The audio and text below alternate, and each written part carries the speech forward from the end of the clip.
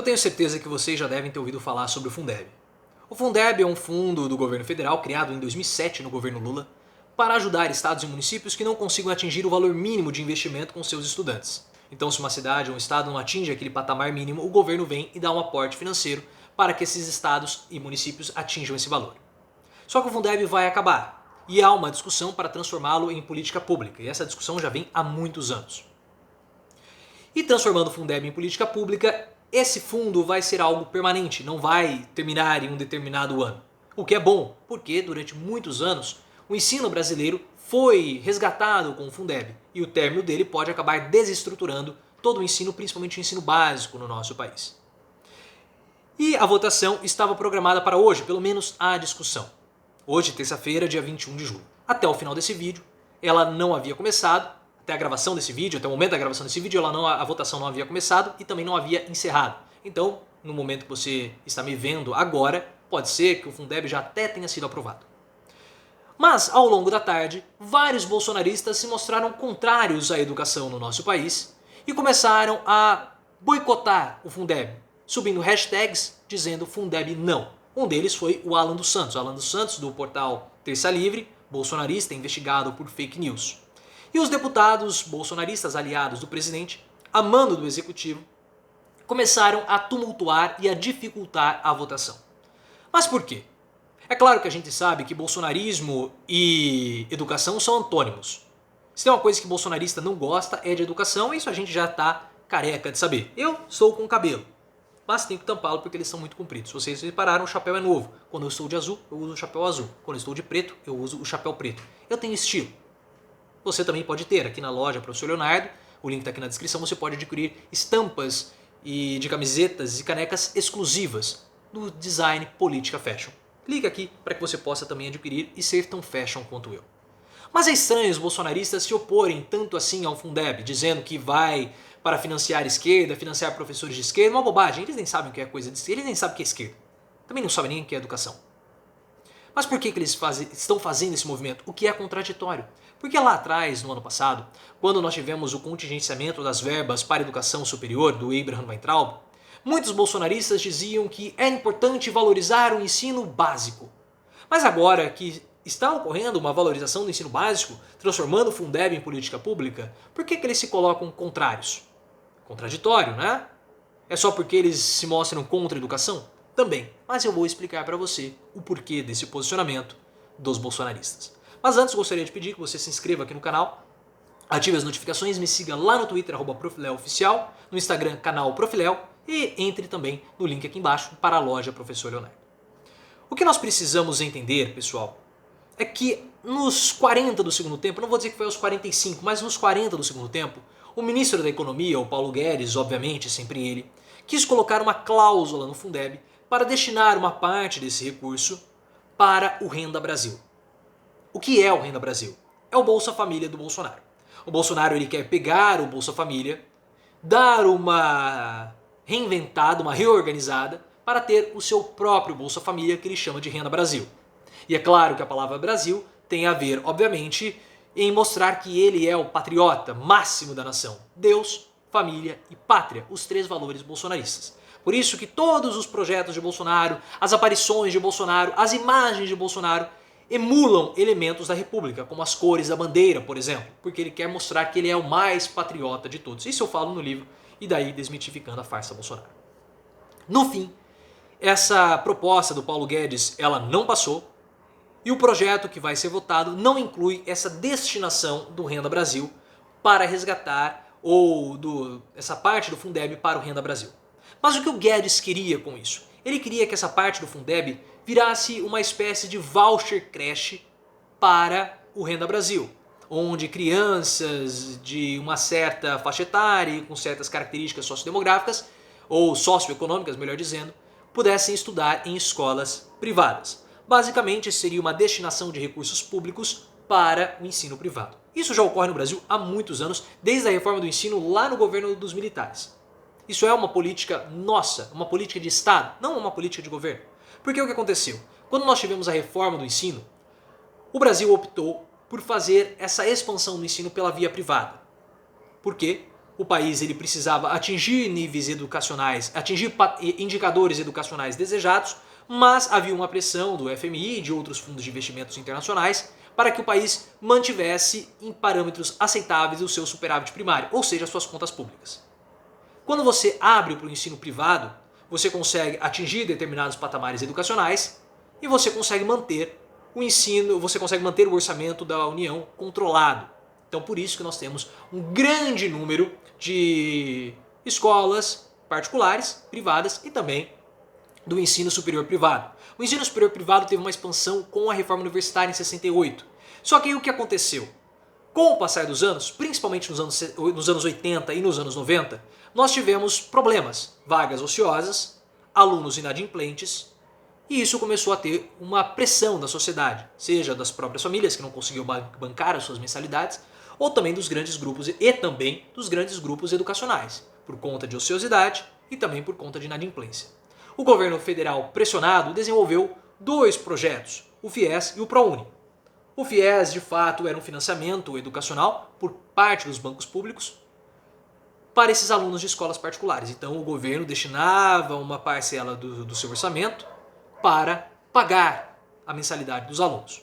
Depois os alunos devolviam esse dinheiro para o governo. Alguns não devolviam nunca porque ficavam inadimplentes, enfim.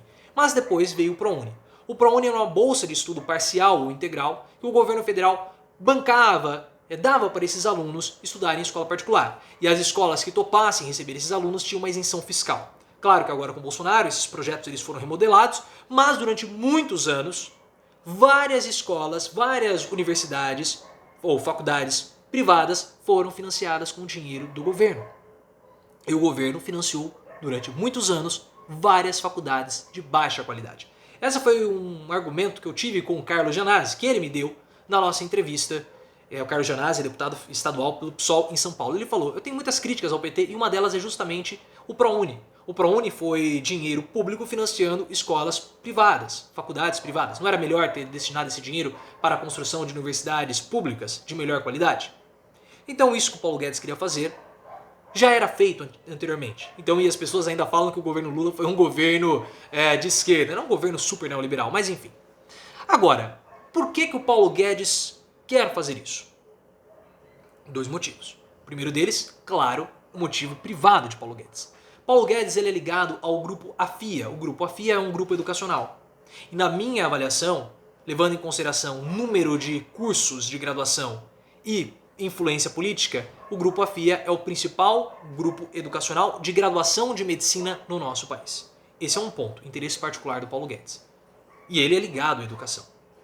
Segundo ponto é eleitoral. Bolsonaro percebeu que o apoio que ele recebia da elite mingou.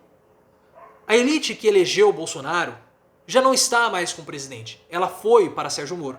Isso fica muito claro nas pesquisas de intenção ou nas pesquisas de aprovação que nós recebemos pelo Datafolha. Hoje, o apoio de Bolsonaro vem majoritariamente das pessoas mais pobres. Dos 30% que apoiam Bolsonaro, 52% ganham até 2 salários mínimos. E a maioria dessas pessoas que aprovam o governo Bolsonaro acreditam que Bolsonaro faz um governo para os mais pobres. E Bolsonaro quer intensificar a sua imagem junto ao eleitorado mais humilde. Por quê? Ele está pensando em 2022. Já que ele perdeu as elites para Sérgio Moro, ele precisa ter um eleitorado para chamar de seu.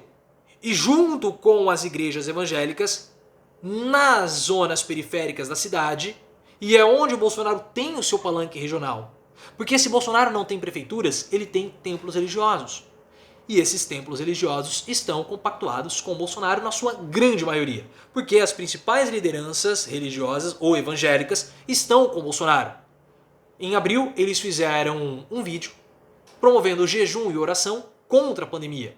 E essas lideranças evangélicas, elas têm muitas rixas, muitos problemas entre si, mas se uniram em favor de Bolsonaro. Então Bolsonaro já tem a sua estrutura partidária, podemos dizer assim, com as igrejas evangélicas nas periferias. E agora ele quer reforçar a sua imagem junto ao eleitorado mais humilde, com o seu Bolsa Família, o Renda Brasil. E se Bolsonaro conseguir fazer isso, eu digo para vocês, de modo bem apocalíptico, que é o fim do PT. O PT E a esquerda, não vou dizer que é o fim da esquerda, mas é um enfraquecimento da esquerda. Porque a esquerda já perdeu o trabalhador. Ela não consegue mais dialogar. Não sou o único que está falando isso.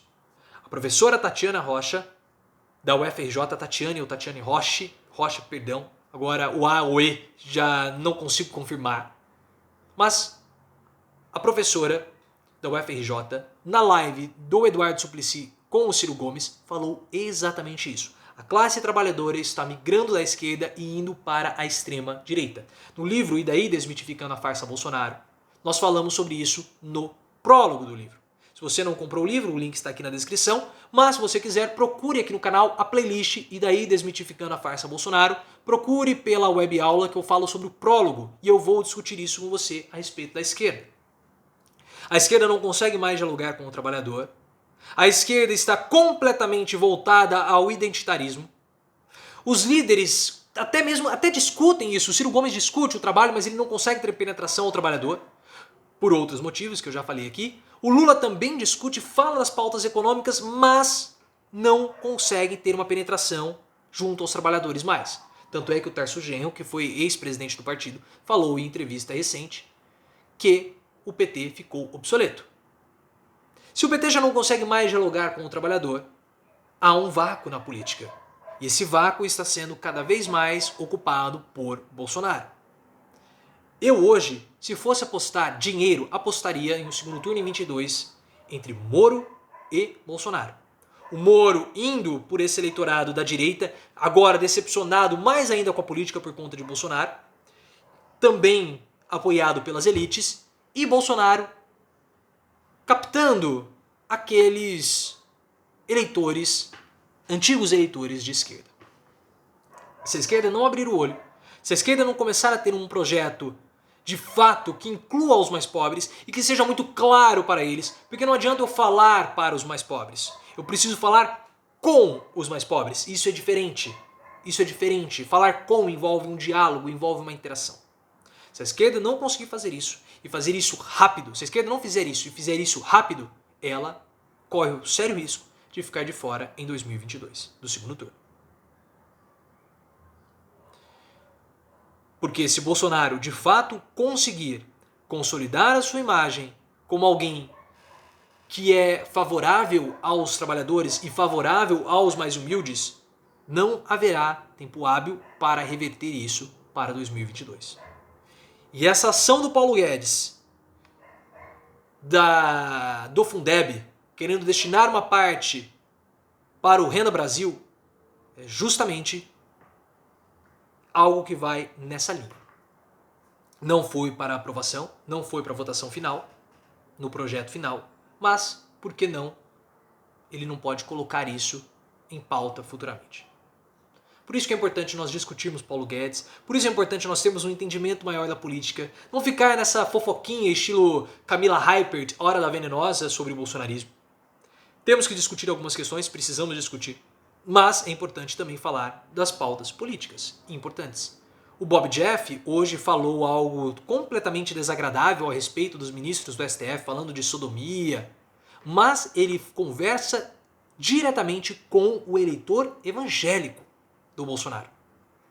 E o eleitor evangélico faz parte desse processo eleitoral do Bolsonaro para 2022.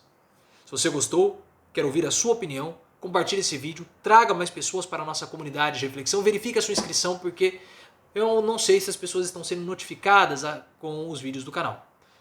E me siga lá também no Twitter, @profleoficial. Uma explicação. A foto do pato na comunidade do canal representando os membros do grupo do Facebook, porque caíram como patos no truco. Agora o pessoal já está até propondo dominó, porque no truco ficou muito feio para vocês. Que decepção. Um bando de marrecos, com exceção da minha dupla, obviamente, né? Mas até o pessoal tava falando lá, a gente tava conversando, falou, os marrecos de Maringá, estamos chamando eles de Sérgio Moro. Mas brincadeiras à parte, lá no Facebook, Professor Leonardo, se você quiser, a gente pode combinar um truco lá no grupo, tá bom? Me siga lá e no Twitter também, @profleoficial.